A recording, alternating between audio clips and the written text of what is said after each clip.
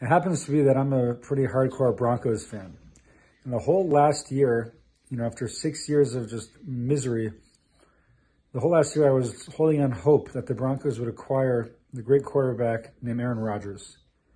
This last Tuesday, my dreams were crushed as it became clear that Aaron Rodgers would not be coming to Denver. He was going to sign a very lucrative contract to stay in Green Bay. And I was down, I took to Twitter and I saw a lot of other people were down, were pretty depressed about it. But about an hour and a half after that, news broke that the Broncos were acquiring Hall of Fame quarterback Russell Wilson and Super Bowl champion.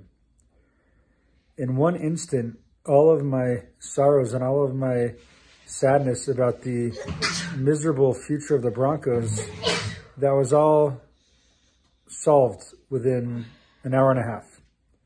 And suddenly there was an entirely different reality that we faced here in Denver as avid Broncos fans.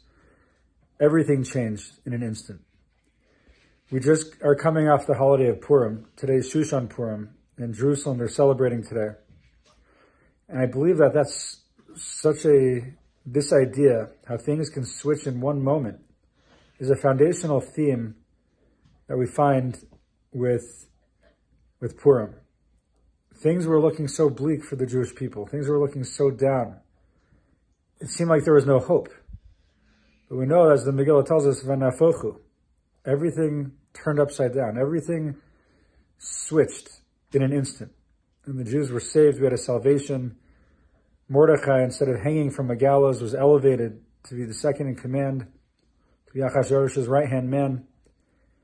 And we had tremendous celebration instead of the despondence that we were expecting. And so too in our own lives. Sometimes, things look tough. They seem difficult. They seem challenging. But we have to believe that, just like with the story of Purim has taught us, in one instant, everything can turn around. Everything can improve. Hashem is running the world, and he has the ability to turn it around for us in an instant.